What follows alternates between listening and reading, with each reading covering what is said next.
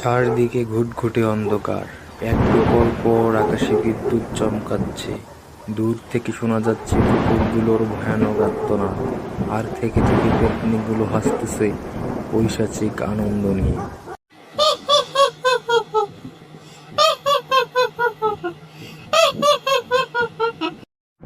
মা, আমার খুব ভয় করে।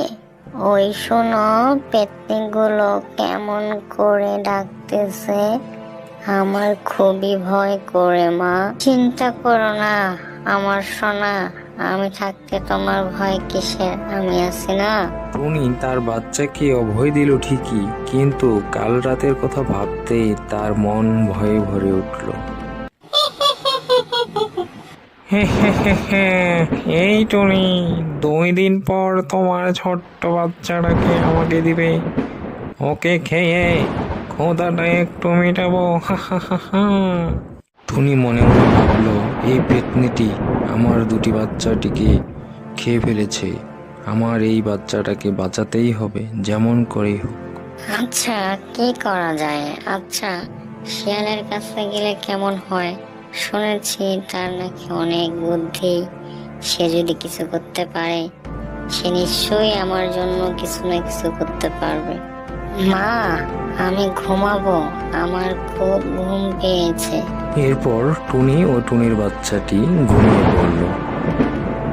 এর পরের দিন খুব সকালে টুনি আকাশে উঠতে উঠতে শিয়ালের কাছে গিয়ে পৌঁছালো। কি ব্যাপার টুনি, তোমাকে এত চিন্তিত লাগতেছে কেন? একটু বলো তো আমায়।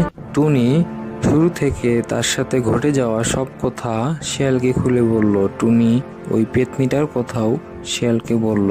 তারপর শিয়াল বলল, আমি তো কিছু করতে পারবো না, তবে উপায় একটা কিন্তু আছে। কি উপায় শিয়াল ভাই, একটু বলো তো আমায়। আমার জানা মতে এই বনে এক তান্ত্রিক আছে। এই তান্ত্রিক তোমার বাচ্চাটিকে রক্ষা করতে পারবে। আমরা যদি ওই তান্ত্রিকের কাছে যাই, তাহলে তোমার বাচ্চাটিকে আমরা বাঁচাতে পারবো। আরে চলো ওই তান্ত্রিকের কাছে যাই।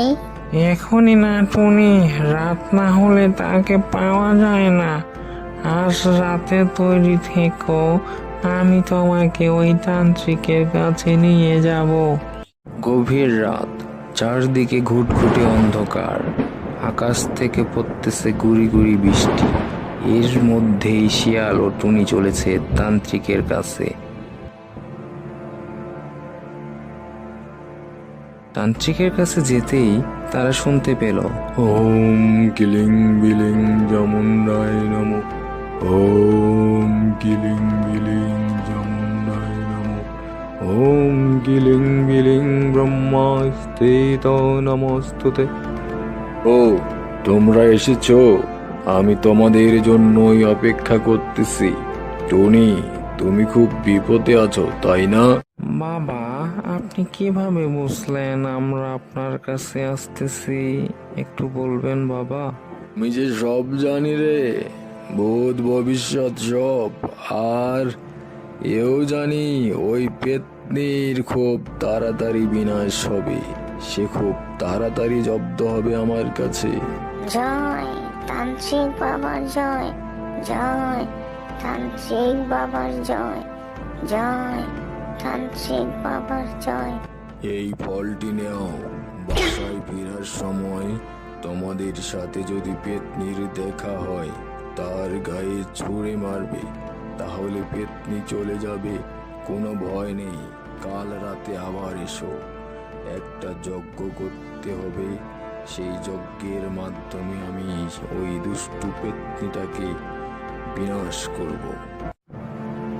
শিয়াল ও টুনি বাড়ি ফেরার পথে হঠাৎ অট্টহাসি হেসে সেই পেতনিটি তাদের সামনে চলে এলো।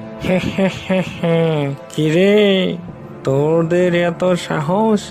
তোরা আমাকে জব্দ করতে ওই তান্ত্রিকের কাছে গেছিলি, হ্যাঁ?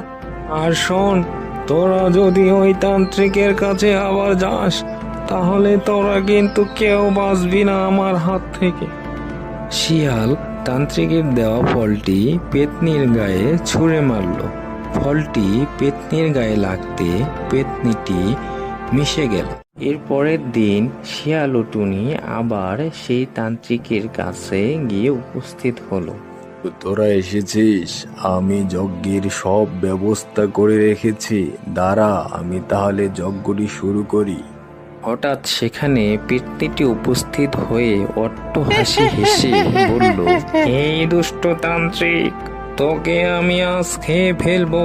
তুমি আমার কাছ থেকে বাঁচবি না আজকে। তা তুই পারবি না পেতনি, এই পৃথিবীতে ভালো কাজের জয় আর খারাপ কাজে হয় পরাজয়, আজ তোর বিনাশ হবেই হবে।